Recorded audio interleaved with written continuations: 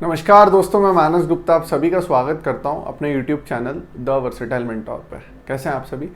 आशा करता हूं आप सभी बहुत अच्छे होंगे, अपनी तैयारी जोर शोर से कर रहे होंगे और लगे हुए होंगे एसएससी सीजीएल 2024 की अच्छे से तैयारी में, जिसका एग्ज़ाम लगभग सितंबर अक्टूबर में शेड्यूल्ड है अकॉर्डिंग टू एसएससी। ठीक है, कोई मास्टर बोल रहे हैं नवंबर में दिसंबर में होगा, तो अभी पता नहीं है ये चीज़ अनटिल अनलेस आपके एसएससी के चेयरमैन से डायरेक्ट कांटेक्ट है, आपको कुछ नहीं पता है। और हम वही चीज़ मानेंगे जो हमारे सामने कागज़ पे लिखी हुई है, जो पोर्टल पे लिखा हुआ है। तो सितंबर अक्टूबर अभी टेंटेटिव डेट है और हम उसी के हिसाब से अपनी तैयारी करेंगे, पहली चीज़। दूसरी चीज़, फिलहाल क्या हुआ है, जितने भी डिपार्टमेंट से एसएससी में भर्ती होती है उन सारे डिपार्टमेंट्स ने अपनी अपनी वैकेंसी एसएससी को भेजी है, जो कि लगभग 10,000 प्लस वैकेंसीज एसएससी के पास आई हैं। और ऐसी आशा है कि ये सारी वैकेंसीज एसएससी सीजीएल 2024 से भरी जाएंगी। ठीक है, इसके कारण क्या हो रहा है, पूरे यूट्यूब में, पूरे बाजार में, हर कोचिंग वाले के गेट के बाहर आपको सिर्फ एक ही चीज़ मिलेगी, 10,000 plus vacancy, 10,000 plus vacancy SSC CGL 2024। SSC में कभी नहीं आई इतनी भर्ती है, ऐसा वैसा। ठीक है, उससे क्या हो रहा है कि आप कहीं भी चले जाओ, किसी भी लाइब्रेरी में चले जाओ, जो बच्चा यूपी के पेपर की तैयारी कर रहा था, किसी भी एग्जाम की तैयारी कर रहा था, वो पागल हो चुका है। और सिर्फ उसकी जुबान पे एक ही शब्द है कि इस बार एसएससी में मैं एक नौकरी लूँगा।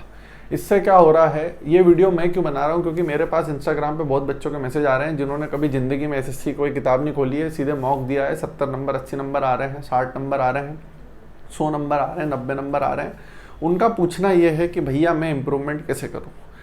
तो भाइयों, एक बात मेरी बहुत अच्छे से सुन लो आप लोग। एसएससी जो होती है ना, उसकी सबसे अच्छी एग्ज़ाम सीजीएल होती है। वो एग्ज़ाम टफ नहीं होती है, एसएससी कोई भी एग्ज़ाम टफ नहीं होती है, लेकिन अनटिल एंड अनलेस आप प्रैक्टिस नहीं करोगे ना एक बार किसी भी बेसिक किताब की, तब तक आप एसएससी के लिए तैयार नहीं हो। मैं आपको 1000 बार ये बात बता चुका हूँ।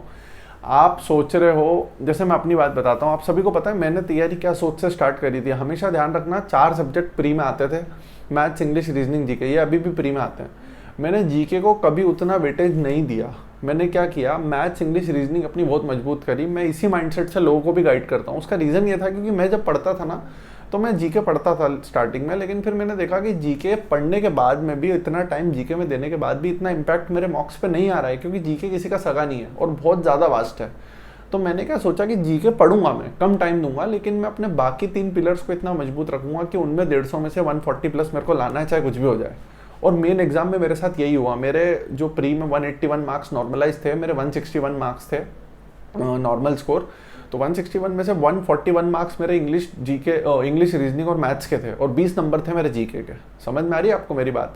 तो मैं आप लोगों को कभी ये नहीं बोलता हूँ कि जीके मत पढ़ो, मेरा आप इंटेंशन समझो। आप जीके पढ़ो, आपके अगर 3 सब्जेक्ट में 135 प्लस मार्क कंसिस्टेंटली 5 से 7 मार्क्स में आ रहे हैं ना, एक आध 2 मार्क्स छोड़ दिया करो जिसमें दिक्कत होती है, तो आपको 100% जीके पे टाइम देना चाहिए और इन तीनों को रिवाइज करते रहना चाहिए।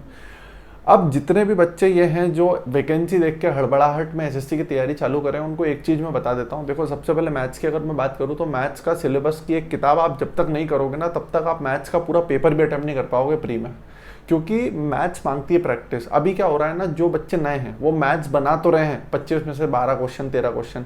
बचे हुए क्वेश्चन पता है आपसे क्यों नहीं बन रहे? क्योंकि आपका दिमाग प्रोसेस करने में ही उसको टाइम ले रहा है। आपका दिमाग पहले क्वेश्चन पढ़ रहा है, उसको समझ रहा है, फिर बेसिक से आप सॉल्व कर रहे हो। हम जैसे बच्चे या एसएससी सीजीएल की जिसने वो किताब कर ली है ना, उसका पता है क्या होता है, आपको पहले भी बताया, क्वेश्चन की पहली लाइन पढ़ते से ही ना पेन चलने लग जाता है उसका, क्योंकि उसको पता है कि इसमें आगे क्या होगा, इसका क्या माइंडसेट है इस क्वेश्चन का। ये तभी होता है जब आप बहुत अच्छे से प्रैक्टिस कर लेते हो ना। आप डेली लाइफ से सीखो दोस्तों। जैसे आपने गाड़ी चलाना सीखी, तो अगर आपको गाड़ी में सब पता है, किक कहाँ से लगती है, क्लच कहाँ से, मतलब आप जब गाड़ी पे बैठते हो तो ऑटोमेटिक आपका पैर वहीं जाता है ना जहाँ पे आपकी किक है।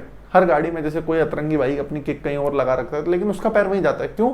क्योंकि उसका माइंड, उसकी बॉडी इस रिएक्शन के लिए तैयार हो चुकी है। समझ रहे हो? तो मैथ्स की वो जो किताब है, एक किताब आप कोई सी भी करोगे ना, उससे क्या होगा, आपका माइंड तैयार हो जाएगा कि इस पर्टिकुलर तलवार की धार को इस भाले से झेलना है। आ रही है समझ में मेरी बात? बिना बुक के सिलेक्शन नहीं होगा। 1000 बार बता चुका हूँ। मत मेरे को मैसेज करना कि भैया मैंने बुक तो अभी नहीं की है, please. Same goes with the English में जब तक आप किरण या पिनाकल कोई सी भी प्रीवियस ईयर किताब 1 से 2 बार नहीं करोगे, आपका सिलेक्शन नहीं होगा। ये गारंटी लिख के दे सकता हूँ। रीजनिंग में 5 चैप्टर मैं आपको बता चुका हूँ जो मेरी इंस्टा की रील में डले हुए हैं। और आप लोग प्लीज़ मेरा ना टेलीग्राम चैनल और इंस्टाग्राम आईडी फॉलो कर लो। कोई भी इंपॉर्टेंट अपडेट होता है मैं वहाँ पे देता हूँ आपको। ठीक है, तो आपको समझ में आ रही है मेरी बात? हाँ, लिंक डिस्क्रिप्शन में मिल जाएगी। ठीक है, इंग्लिश की किताब जब तक, मैथ्स इंग्लिश जब तक कोई किताब नहीं करोगे ना, इन 2 सब्जेक्ट में 90 प्लस लाना है तुम्हें, 87 प्लस तो मिनिमम आने ही चाहिए आपके, और आ सकते हैं क्योंकि ये दोनों चीज़ें तो पूरी प्रीवियस ईयर आती हैं। मान लेता हूँ इंग्लिश में कभी नए वोकैब आ गए तो वो सबके गलत होंगे, उससे आपका परसेंटाइल बढ़ेगा, लेकिन प्रीवियस ईयर किताब पूरा दिमाग में खोपड़ी में भरा हुआ होना चाहिए आपकी। समझ में आ रही है मेरी बात? इसके बाद हम बात करते हैं अगर मैथ्स और इंग्लिश के बाद रीजनिंग की, तो रीजनिंग में सिर्फ सेक्शनल आप लगाओ, उसके बाद 5 चैप्टर जो मैंने अपनी इंस्टाग्राम की रील में बताया उनके कम से कम 200 क्वेश्चन लगा लेना। किरण पिनाकल जो भी किताब आपके पास है, ऑलिव बोर्ड, प्रैक्टिस मॉक, जिस भी किताब की आपके पास किताब है ना, वहाँ से 200 क्वेश्चन, जैसे नंबर सीरीज, मिसिंग नंबर, इनके 200 क्वेश्चन लगा लेना लेटेस्ट वाले। उससे क्या होगा ना, आपको पता चल जाएगा कि एसएससी लेटेस्ट जो क्वेश्चन बना रही है उसके पीछे एसएससी का माइंडसेट क्या है। तो आप जब पेपर देने जाओगे तो आप उसी माइंडसेट से उस क्वेश्चन को अप्रोच करोगे, और चांस है कि 10 में से 1 ट्रिक फंस जाएगी उस क्वेश्चन में। समझ में आ रही है आपको बात? और पेपर को लगाने का तरीका होता है, एक अलग से वीडियो बना के बता दूंगा मैं। ठीक है, तो अगर आप किसी एग्जाम की तैयारी कर रहे थे, आप सिर्फ वैकेंसी देख के एसएससी में कूद गए, और अगर आपसे किताब नहीं होगी ना पूरी इन 3 महीनों में, तो आप प्लीज़ मत तैयारी करो। मैं बता रहा हूँ, गलती से प्री निकल भी गया ना, मेंस आपका नहीं निकलेगा, आप पछताओगे टाइम वेस्ट करके अपना। समझ लेना मेरी बात। और जो बच्चा मेहनत करने के लिए तैयार होता है, कर्म करने के लिए तैयार होता है ना, उसको कोई फ़र्क नहीं पड़ता, वो किताब उठाता है, पढ़ने लग जाता है और वो निपटाता है किताब। मैंने देखे हैं बहुत बच्चे, आपको बताया है मैंने, 70-80 दिन में भी लोगों ने पूरी किरण की किताबें निपटाई हैं। कोई बड़ी बात नहीं है, बस वो जिस दिन ये खसकती है ना खोपड़ी, उस दिन सब होता है। और वो तभी खसकती है जब आपकी बेइज्जती होती है, जलालत होती है, आपको कोई जलील करके जाता है, आपकी बेइज्जती करके आता है, चाहे परिवार का कोई हो, आपका दोस्त हो, कोई भी हो। जितने भी लोग बिगनर है उनको भी ये चीज़ समझ नहीं आएगी क्योंकि वो नए हैं। जितने लोग एक्सपीरियंस आपके साथ लाइब्रेरी में बैठे हैं ना 3 साल से, वो कभी आपको अपनी गलतियाँ बताएंगे नहीं। उनको कितनी जिल्लत झेलना पड़ती है सिर्फ वही जानते हैं, इसलिए वो ज़्यादा लाइब्रेरी से इधर उधर जाते भी नहीं है, अपना थोड़ा सा मिल के आ गए, घर भी नहीं जाते। मतलब समझ रहे हो मेरी बात? तो प्लीज़ आप ये ना करें कि वैकेंसीज देख के सीधे एसएससी में कूद गए हैं। अगर आपका मन है एसएससी को करने का तो आप करिए, बहुत अच्छी बात है। आने वाले 6 महीने जो हैं उनमें बहुत अच्छी वैकेंसीज हैं एसएससी की, बट तैयारी तो एक बार प्रॉपर करना पड़ेगी, उसके बिना सिलेक्शन नहीं होगा। और ये एसएससी की तैयारी आपको रेलवे में भी फ़ायदा देगी। मेरी जीके की एक सीरीज़ और सीजीएल की एक सीरीज़ 1 जून से चालू कर रहा हूँ मैं। सीजीएल 2024 की नॉन बिगनर वाली रहेगी। नॉन बिगनर का मतलब यहाँ पे ये है कि जिन्होंने एक बार सिलेबस कर लिया है या जिन्होंने थोड़ा थोड़ा पढ़ा हुआ है ना, वो भी वो सीरीज़ को फॉलो करना, क्योंकि उससे क्या होगा ना, जैसे परसेंटेज के मैं 5 सेक्शनल बोलूँगा, तो सेक्शनल का एनालिसिस बहुत जरूरी है। जो क्वेश्चन आपसे नहीं बनाया ना, उसको एक कॉपी में लिखो अलग से, और रात को सोने से पहले करना है, चाहे कुछ भी हो जाए, उससे बहुत फ़ायदा होगा आपको। और टेलीग्राम चैनल बना दूंगा जीके का और उसका दोनों का। ठीक है, इस बार पक्के से सीरीज़ आने वाली है, क्योंकि आपको पता है यार दोस्तों, मेरे पास बहुत काम रहता है, बहुत लोड रहता है डिपार्टमेंट का भी, और बहुत काम करना पड़ता है। आप सब समझते हो, आपको लगता होगा वीडियो बनाना आसान है, नहीं है भाई।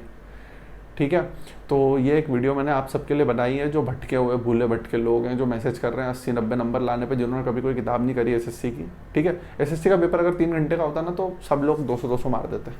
ठीक है, मेरा टेलीग्राम चैनल का लिंक डिस्क्रिप्शन में मिल जाएगा, उसको ज्वाइन कर लो, और मेरी इंस्टा आईडी पे मुझे फॉलो कर लेना। अगर आप चाहते हो मैं किसी टॉपिक पे वीडियो बनाऊं तो प्लीज़ कमेंट कर दो, या फिर आप चाहते हो कि भैया एक लाइव सेशन कर लो संडे को, तो मैं उसके ऊपर भी तैयार हूँ। हम मैथ्स के ऊपर एक लाइव सेशन कर लेंगे, तो मैथ्स के सारे डाउट उसमें डिस्कस कर लेंगे। ठीक है, तो जैसा भी लगे प्लीज़, तो अपना ध्यान रखें, पढ़ाई करते रहें, चैनल जुड़ रहे हैं। थैंक यू, बाय दोस्तों।